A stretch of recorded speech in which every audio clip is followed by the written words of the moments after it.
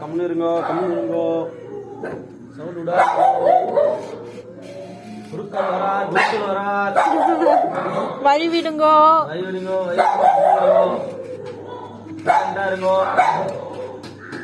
சைலண்டா இருக்க மாட்டாங்க. கொஞ்ச நேரம் அப்படிதான் குழப்பிட்டு இருப்பான். அடிக்கடி வந்தா சைலண்டா இருக்கு. நான் இது பண்ணா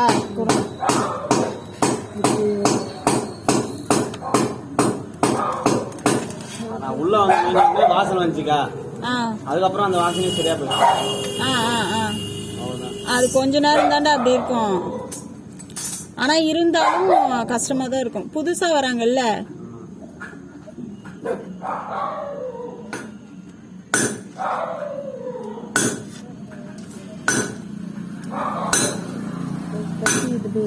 ஊற வச்சுட்டு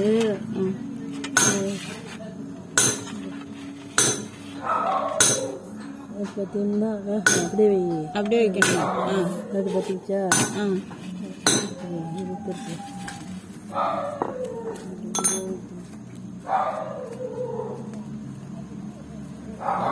ஒரு நண்பன் ஒருத்தன் நமக்கு இருந்தாங்க. சூப்பரான நண்பனா? நீ சூப்பர்னு சொல்லும் போதே சூப்பர் தான்டா. கொலை பண்ணிருந்தா கூட பரவாயில்ல. ஏய், முதுகுல குத்துறவங்க தான்டா நிறைய. என்ன பண்ணிட்டானா, ஒரு 10 லட்ச ரூபா வாங்கி கொடுத்தாங்க. ஆளே இல்லை. எங்க போயிட்டான்? பாம்பேல இருக்கிறேன்றாங்க. எங்கிறானே தெரியல. நான் தானே கட்டின்னு வரேன். இப்போ நான் 7 வருஷமா நான் கட்டிக்கின்னு இப்போ கடன் ஆச்சுன்னு நான் வரேன். இது முன்னாடியே சொன்னதானே என்கிட்ட. அந்த பிரச்சனை இன்னும் முடியல. இன்னும் 4 லட்ச ரூபா இன்னும் வரல. அவன் வரல.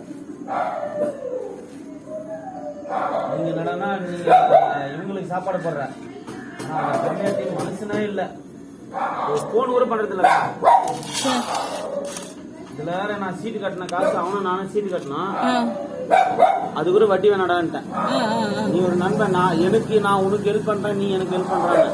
அது ஏன்னா கடை வைக்கும் போது சரி அவன் என்னடா அந்த காசு ஏமாத்த நம்பரு. நன்றி கேட்டவன் ஒரு போன் கூட பண்ண மாட்டாங்க. இல்லடா எல்லாருமே தவறு சகஜம்.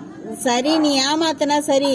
டே, நான் இந்த சூழ்நிலையில இருக்கிறேன்டா, என்னால முடியலடா, நான் தரேன், பாத்துக்கடா அப்படி சொல்லிருக்கலாம்ல.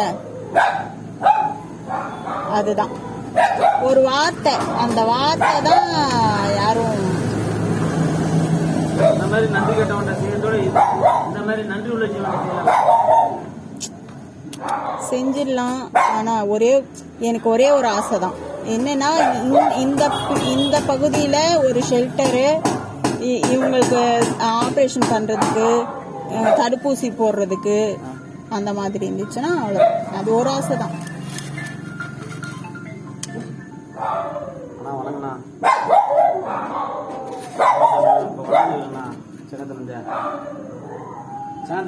புறப்பட்டு